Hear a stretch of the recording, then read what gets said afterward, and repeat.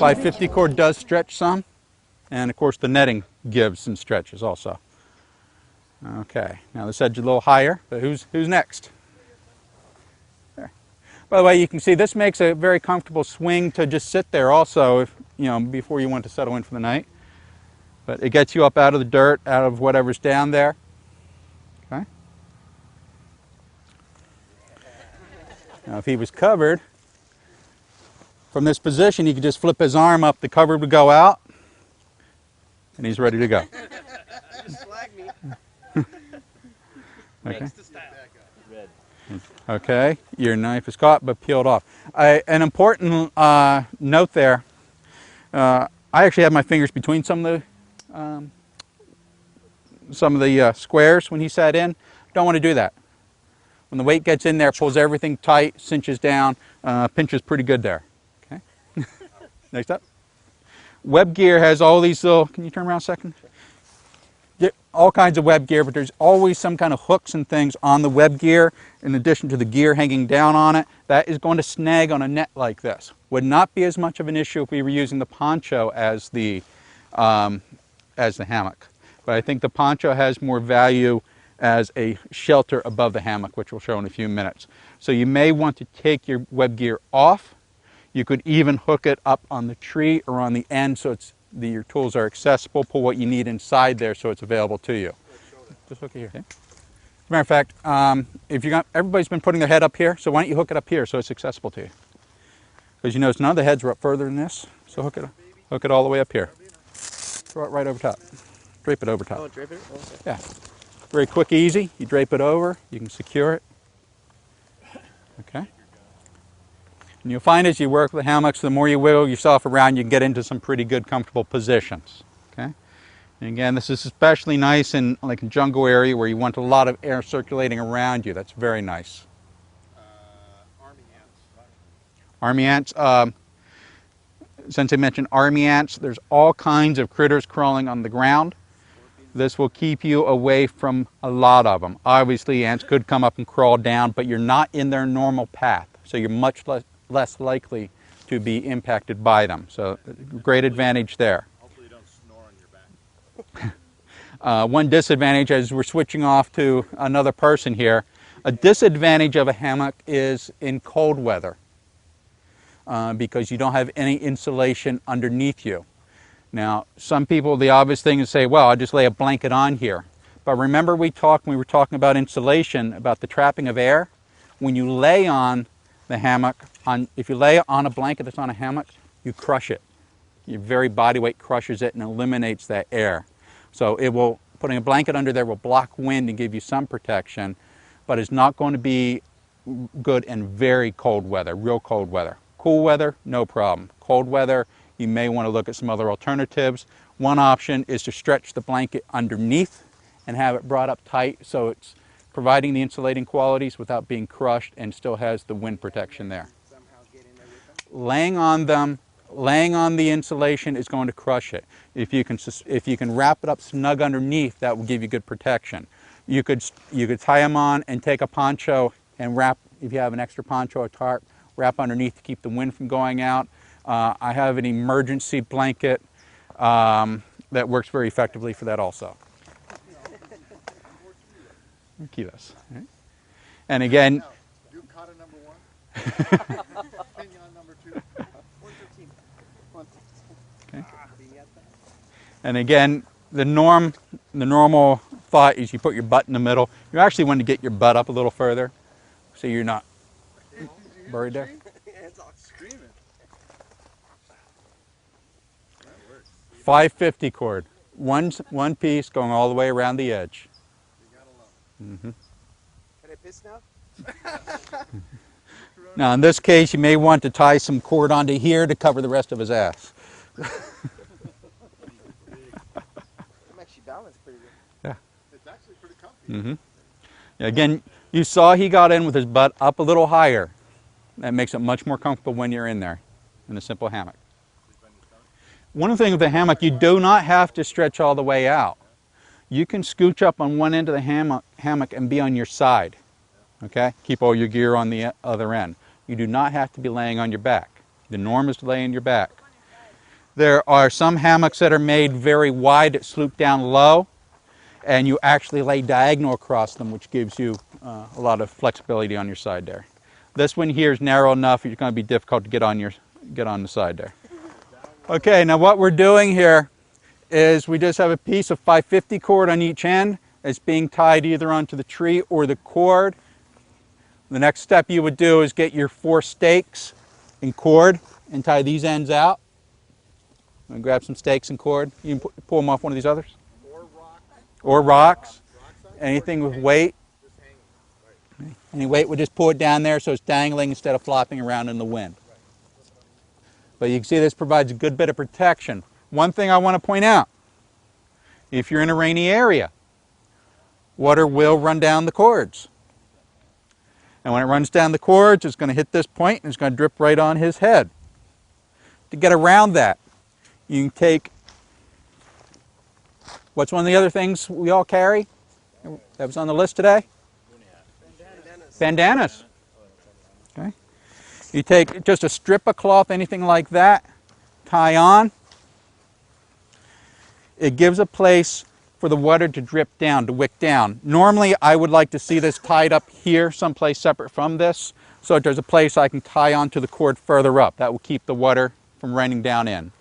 So again, just some type of bandana or cloth will allow it to wick down. Something else we all carry are our choke cords.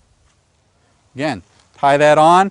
It's simply a wick. It's going to stop the drips going down. As it drips, it's going to hit that and drip on down through it. That's right. Kill Okay. a bear and drag it. I have a feeling we're done with Simon for the day. He seems pretty comfy in here. Now we just Want a cut. beer, Simon? Now we just cut the cord. Now we just cut the cord. All right. Pretty easy to take the unit down then and wrap it up afterwards. And there we have Kill the beer. survival camping at its best. Label. Gun in one hand, turn Show the label so we can get money for it. Give us the money shot. There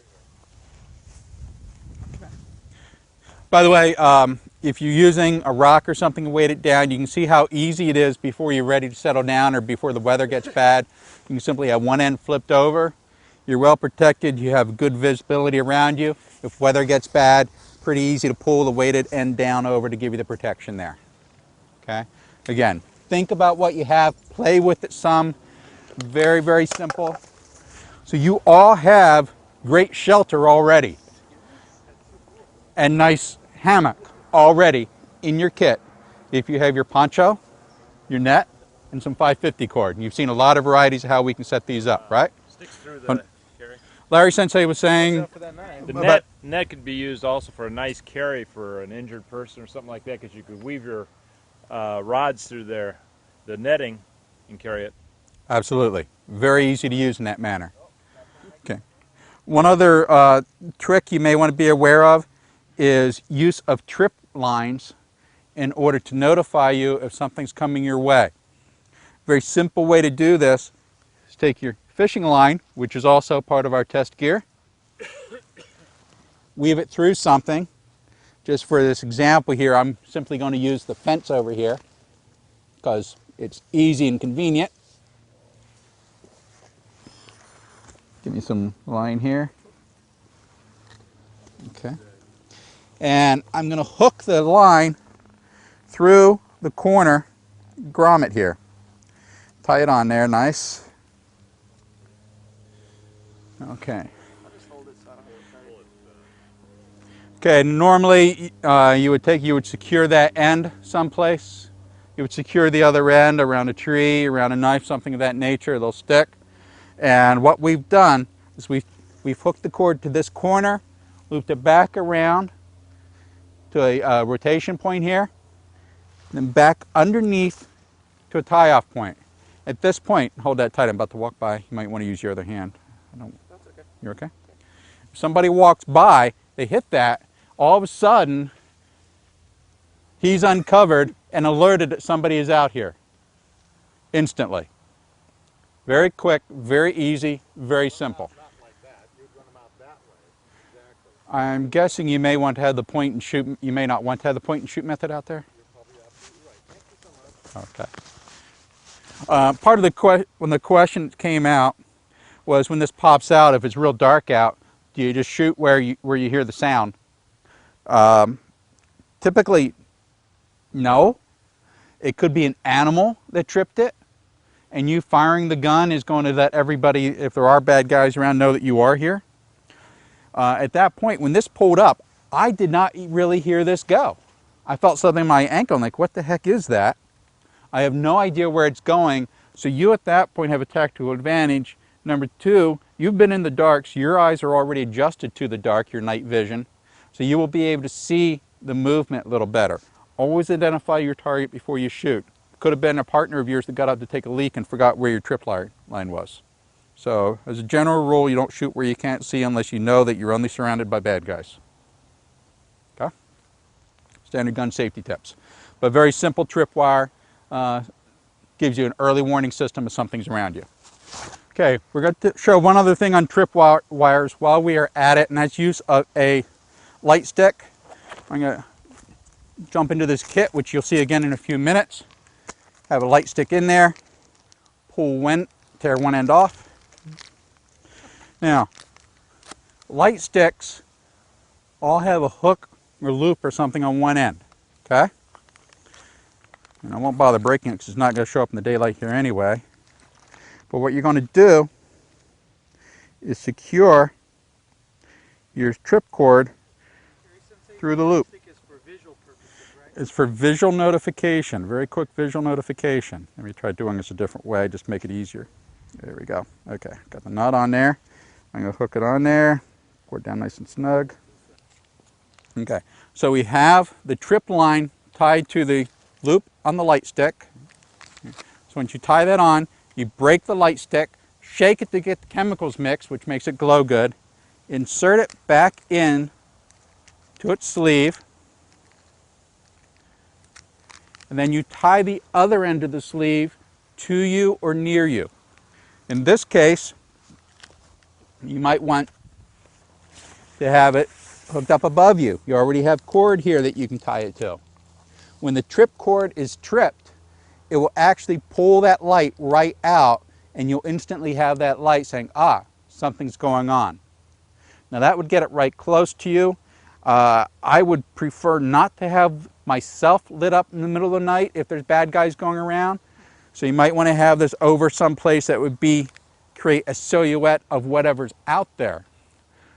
If you set up dual trip cords, one could pull this out and the other could flip you open, and you will instantly see the shape, the outline or silhouette of whatever pulled the trip cord. That gives you a tactical advantage there. Keeps it black until you pull it. The sleeve that your light stick comes in keeps it hidden and dark until it comes out. And all of a sudden you have the light. Okay, one of the things I'm guessing most of our garages have, aside from web gear is falling off the back, one of the things most of us probably have in our garage or our car are tarps. Tarps, as I mentioned earlier, are very popular camping gear. Most people just buy them to use as a ground cover. You do see these strung up quite often around boating areas as shade covers. They're great there. But anything you've done with your tent, with your poncho, you can do with a tarp and more, just because of the size of most of them. I like to get the heavy duty tarps because I want to know that you're going to survive me. This particular one is brown on the outside, which gives some hiding potential, and silverized on the inside, which should give some reflective potential on me. Rescue, make you show up. Now, you can see very quickly, it'd be easy to string this up between the two trees. Just hold that one hand there up, okay, and stake these out on both sides and give you a very nice wide tent area. The lower you drop this, the wider your coverage area is there, okay? That works very nicely. Now, the other nice thing about a tarp, though, is if we lay it, and let's kick about a fourth of it back there. You can actually, with the tarp, have your material underneath you as a ground cover. Set it up so that the wind is coming from that direction. There is no opening there for rain or wind to come up. By using stakes, you can get these corners down nice and tight and flat. Have this come up over, either as a simple lean-to, or bring it back down to protect you. Okay? So you're now completely covered. If you do it in fourths, you can even have it overlapped, and that's short from the end here. You can even overlap it so there's no wind or water can come in from either direction. Okay? So very simple to make a very quick shelter with a single tarp, and just take down the ends, strap the cord onto the trees, and you have good protection there. The question was, is it a bad idea to cocoon? The answer is, bad idea depends on what's around you. If it's very hard rain, a lot of wind, you may want to cocoon it, shut all the ends down to protect you and your gear. If you're in an area where you're afraid you might have to escape quickly, or if there's somebody around you're concerned might be attacking you, you want to make sure you keep easy ingress and egress. And having both ends open gives you options there. One of the things you can do is tie in some from the end and have the ends come down some, which give you some protection, but still have opening down here. And again, once you stake everything in place, you can get a nice rigid cover going there. So that's really the advantage of a tarp, especially a good sized tarp. You can really get full tent in there. And again, I referenced that book I found on the website, 61 pages of ways to fold your tarp. Even includes in there how to make a tub bottom. So if there's running water, it keeps the water from running onto your tent, onto your tarp. It keeps the edges all turned up like this, like a tub. So, you know, play with the stuff, think about where the problems are going to be, in this case running water, and think about how you can fold your corners up so it keeps the water from running into it. Okay? And again, just go online. There's lots of references on there. Tarp camping, there's a whole lot of information on tarp camping out there. Very simple, folds very flat, multiple uses of a tarp. Okay? Think of your poncho as a small tarp. Okay. That's tarps. Let's talk a little bit about gear you should have around. In the transition, I'm going to unroll this thing. Like I said, you saw this one earlier.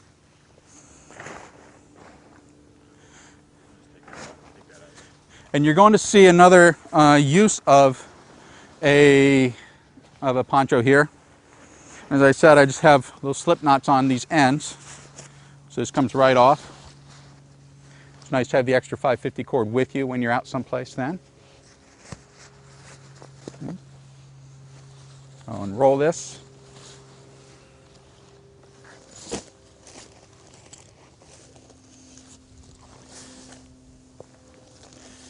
What do you see?